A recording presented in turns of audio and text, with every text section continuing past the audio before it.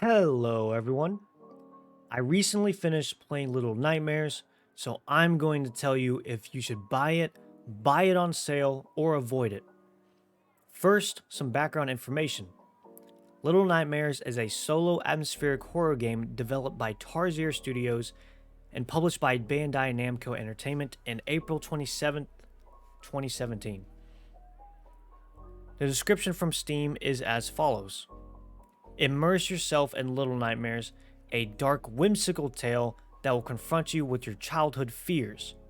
Help Six escape the Maw, a vast, mysterious vessel inhabited by corrupt souls looking for their next meal. Let's begin our criteria.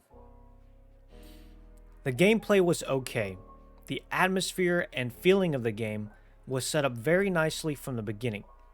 The one thing that completely ruined the experience for me was that at some points in the game, I could not find out how to progress to the next level.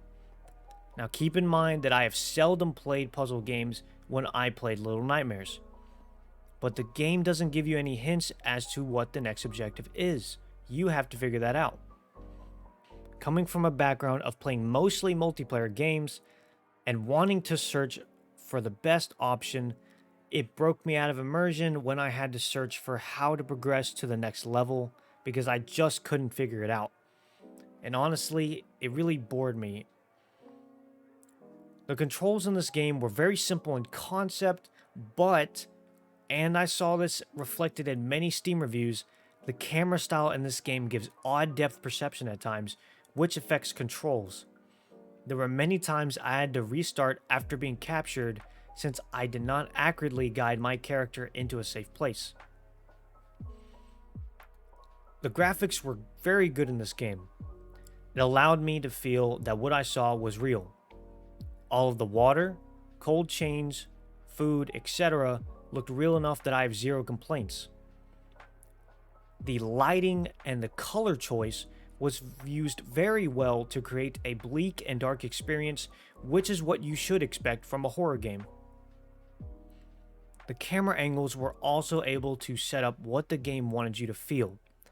At times, you would use the arrow keys to look around in different directions, and sometimes it made a room feel bigger and more spacious.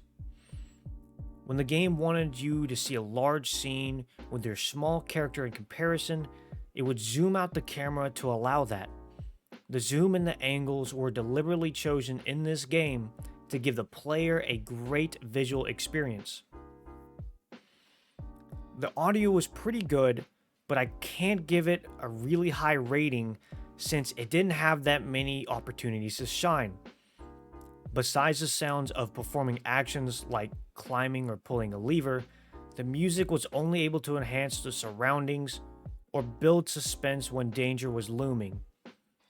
Although music did change for different areas of the game. I could recommend the audience of this game to be teens and adults only. Now, my reason for this is that there were some disturbing elements or scenes to this game that I would be wary of children seeing. If you're a parent, I think it would be most responsible for you to play the game first and judge whether or not you are fine with your children playing this. My PC build will be listed with links in the description below, so you know what I was using during the time I played Little Nightmares. That being said, I do have a high-end computer, so I did not run into any performance issues. If you check the recommended specs on Steam, the minimum and recommended requirements are as follows. For the story of this game, I was originally attracted to play Little Nightmares, despite the fact the description didn't have very much of a reveal about what the game was going to be about, but the trailer did show you that it was going to have horror aspects, which did pique my interest. Now, even when playing throughout the game, there is not a single piece of dialogue or roster of characters, and I think the best way to view this game's story is that its ambiguous nature allows the player to soak in the gameplay and interpret what the entire game was about after it ends. The replay value of this game is essentially non-existent. That's not to say you can't derive a pleasant experience from the game, but it's very linear and doesn't allow the player to deviate from progressing the story in any way. I can only recommend revisiting the game again at a later date since you would be solving the same puzzles the same way.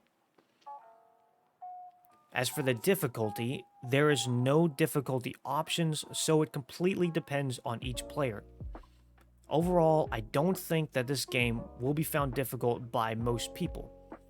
Even though I did struggle to figure out some puzzles and kept dying trying to progress through certain levels, it was mostly relaxed games in other parts. Luckily, there are 0 things to grind in this game, so just enjoy the gameplay. The playtime, and perhaps the most important aspect in this review, is that I only had 3 hours in my experience. Even though I died so many times, and I wasted time when continuing the game, trying to progress back to where I was originally, and wasted time trying to figure out the different puzzles, I still only got 3 hours. I would not expect to get any more than 10 hours on a single playthrough. I had 0 glitches or performance issues in my experience of this game, though when I read some Steam reviews, some people weren't as lucky as me. The combat in this game is very simple, and there were different enemies throughout the game, but the way you approach them doesn't change. You mostly just run and hide. Now, the world of Little Nightmares is very linear. Seldom was there a chance to explore something non-essential to the progression of the story. There were different levels which had their own theme and feel to them, which was nice.